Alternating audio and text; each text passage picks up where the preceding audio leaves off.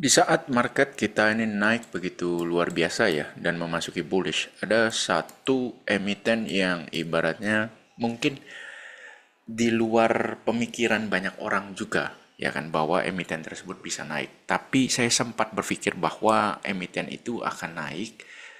Hanya saja saya tidak bisa beli karena ibaratnya kalau saya beli emiten tersebut itu maka seperti rasanya andaikan Anda seorang pemain sepak bola posisinya striker terus Anda bilang ke tim Anda sudah saya jadi pemain belakang, saya jadi backnya saja gitu kan. Terus tiba-tiba tim Anda kalah, ya kan? Siapa yang disalahkan? Pasti ya kita yang disalahkan. Wong kita posisinya striker terus tiba-tiba di saat pertandingan penting kok malah jadi back kan ya konyol gitu kan. Striker dilatih untuk menyerang, bukan bertahan menjadi back seperti itu. Jadi rasanya itu seperti itu gitu loh. Jadi mengkhianati atau menyalahi posisi yang seharusnya saya ambil kalau pada saat itu saya beli emiten tersebut. Apa nama emitennya? Ya kan? Dan saya yakin bahwa emiten itu tidak akan berhenti sampai di harga saat ini saja. Bahkan dia harusnya masih bisa naik 200% lagi. Nah, emiten apa itu? Jadi emiten tersebut adalah BRPT. Apa dasarnya? Kok pada saat itu saya bisa berpikir BRPT ini kayaknya ada masa depan nih? Yaitu simpelnya Prayogo Pangestu dia beli saham, dia beli ya, ibaratnya injek lagi ke BRPT tahun ini dua kali ya, 11 juta lembar dan 30 juta lembar. Mungkin bagi sebagian orang, itu mah dikit kok BRPT mah dia beli 41 juta lembar sedangkan Prayogo Pangestu itu punya 66 miliar lembar saham kok. Jadi kalau dia nambah 41 juta lembar saham itu aduh geli-geli doang ya kan. Masa cuman gara-gara itu terus bisa punya conviction bahwa BRPT akan naik. Nah, ternyata BRPT-nya kan memang naik ya. Nah, cuma setelah naik begini apa saya punya barang? Ya, enggak, belum. Saya enggak dikasih kesempatan untuk masuk. Karena ini kan dari bawah naik bang bang bang bang bang bang bang tanpa konsolidasi yang sehat. Yang belum ada kelihatan konsolidasi yang sehat belum. Saya belum dikasih ruang ataupun kesempatan untuk entry. Tapi kenapa saya bisa berpikir bahwa saham ini akan naik 200% lagi? Simple, ya kan? Simple. Kenapa? Di brand, beliau ibaratnya udah jelas kita semua sama-sama tahu ya, brand itu ditolak habis-habisan, masuk LQ45 enggak gitu ya. LQ45 ditolak, padahal value transaksi hariannya itu mencapai luar biasa besar loh. Value transaksi hariannya itu. Coba kita lihat di sini. Anda bisa lihat tuh 100 miliar, 100 miliar, 100 miliar lebih per hari ya value transaksinya. Masa saham begini nggak masuk LQ45 ya kan begitu itu satu. Kedua MSCI, FTSE udah nolak nggak mau dimasukin ke dalam mereka. Ya kan karena ketahuan nih main sendiri gitu kan. Oke. Karena free floatnya maksudnya saham beredar di masyarakatnya terlalu dikit. Jadi beliau switch nih. Ya kalau gitu kita tidak berharap pada MSCI untuk beli dalam jumlah besar, tapi minimal dia bisa makan barang saya, gitu kan. Tanpa saya harus ngemis, tolong dong masukkan saya ke MSCI. Jadi apa nih jawabannya? Dia switch ke BRPT. Nah, BRPT ini kan ibaratnya kalau kita lihat di sini, BRPT itu udah masuk dalam MSCI Global Standard Index ya. Di sini ada nih BRPT. Kan udah masuk si BRPT. Nah, terus lah, ngapain MSCI beli lagi Koji? Nah, ini yang harus Anda pahami. MSCI itu kan indeks. Jadi ibaratnya suatu emiten kalau market cap-nya tambah besar, ya otomatis si indeks juga harus buy emiten tersebut. Karena kalau nggak di buy, maka portfolionya jomplang. Jadi tidak bisa mirroring dengan indeks yang dia mau mirror gitu kan. Nah, saat ini BRPT itu posisinya secara market cap, ya kan, itu dia nomor 14 dari seluruh emiten yang ada di Bursa Efek Indonesia. Ada di urutan nomor 14. Nah, di sini yang saya rasa itu bisa naik 200%. Kenapa? Simpelnya begini. BRPT saat ini market cap-nya adalah 146 T ya.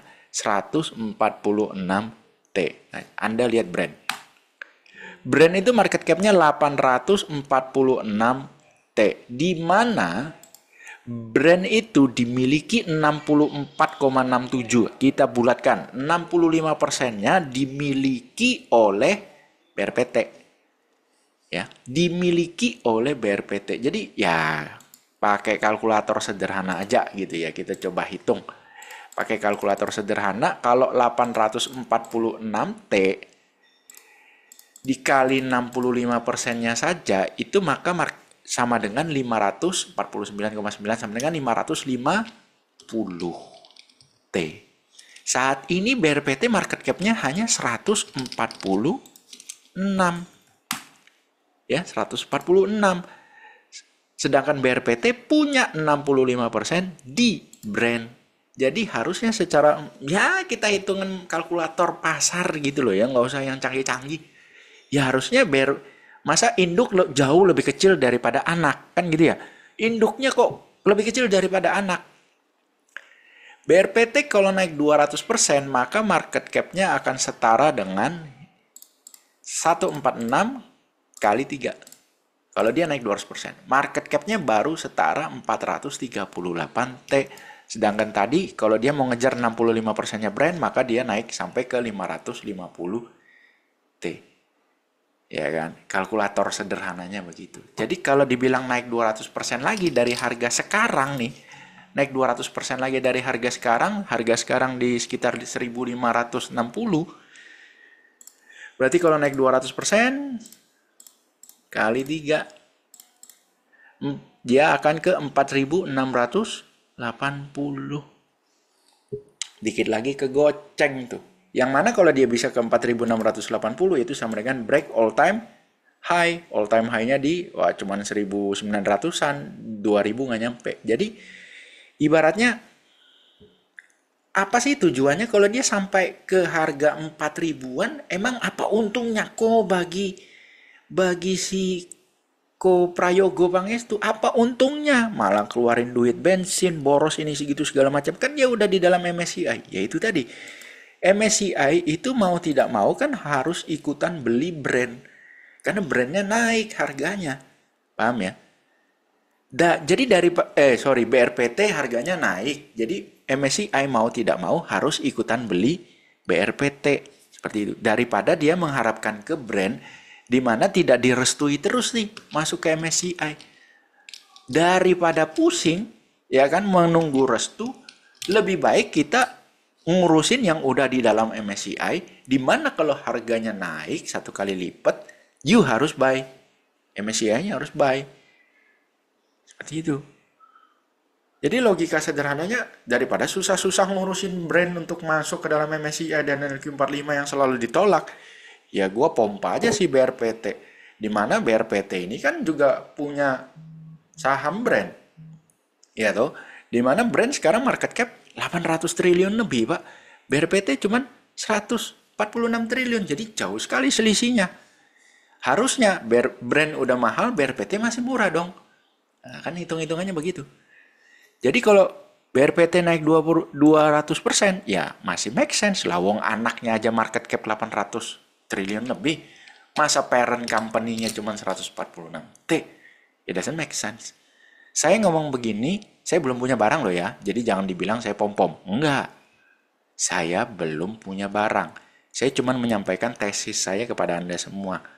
Bahwa dengan kalkulator pasar, dengan pola pikir ya cetek lah kalau dibilang terlalu simple gitu ya, nggak lihat bandarmologi, nggak lihat asengmologi, terus nggak lihat siapa net buy siapa net sell di BRPT, ngelihatnya cuman market cap, di mana anak sekian, orang tua sekian, orang tuanya masih terlalu kecil, anak udah terlalu gede, anak juga mau dipompa lebih gede lagi juga nggak ada benefitnya.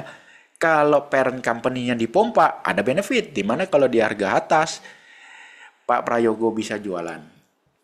Ya dong, itu satu. Ya kan? Nggak usah jualan juga, barang akan dibeli. Karena MSCI wajib beli. Kemudian para hedge fund atau fund manager reksadana juga wajib beli. Karena BRPT kan masuk dalam LQ45.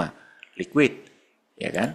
Kita bisa lihat di sini, kalau kita ganti ini menjadi LQ45, indeks. Ya.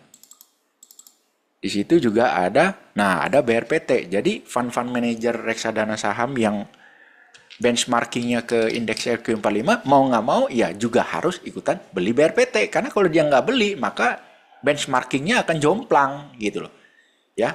Make sense kan? Jadi daripada susah-susah ngurusin brand yang tidak direstui, Lebih baik gua pompa BRPT yang udah jelas-jelas ada di dalam indeks-indeks yang saya inginkan brand untuk ada di dalam sana.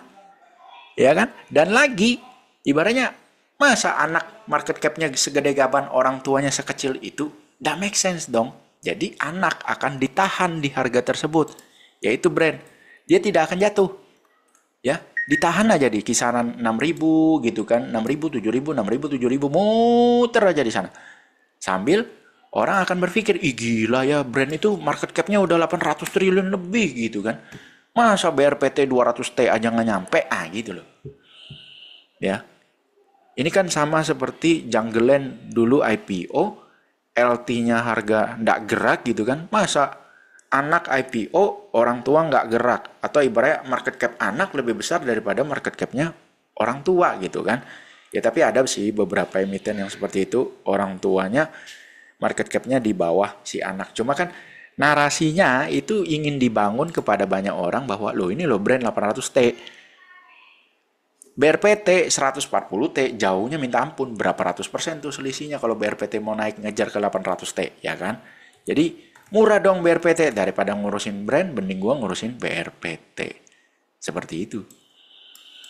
Bagaimana menurut Anda dengan tesis saya ini? Apakah menarik? Ya, ibaratnya BRPT bisa ke 4.500 atau bahkan sampai ke 5.000. Mungkin tahun depan, ya kan, tidak tahun ini, mungkin tahun depan. Bagaimana menurut Anda tesis saya ini? Apakah ini tesis orang gila atau tesis yang terlalu mudah, ibaratnya menghayal, atau justru make sense kok, daripada ngejar brand, mending ngejar BRPT, ya kan? Toh 65% laba yang dihasilkan oleh brand itu masuk ke dalam pembukuan BRPT, kan gitu. Jadi sehebat-hebatnya brand, maka yang cuan juga induk, yaitu BRPT. Dan lagi ada benefit tambahan kalau harga itu udah tinggi di atas. Dan liquid. Ayo, apa coba? Coba Anda pikirkan. Kalau harga itu tinggi, di atas, liquid, apa yang bisa terjadi? Ini sudah pernah terjadi pada saham INKP. Coba Anda cek beritanya. Ya, Anda cek beritanya dulu-dulu apa yang terjadi pada INKP ketika harga dari 1.000 ke 20.000. Nah, pada saat di atas apa yang dilakukan oleh INKP? Anda cek beritanya. Itulah benefit bila mana you bisa naikin harga setinggi ini kemudian di atas itu liquid. Nah, itu ya. Saya rasa itu tujuan yang ingin dicapai oleh Pak Prayogo. Ya, tapi I don't know. Ini cuman tesis sederhana saya dengan kalkulator pasar. Kalau menurut Anda seperti apa?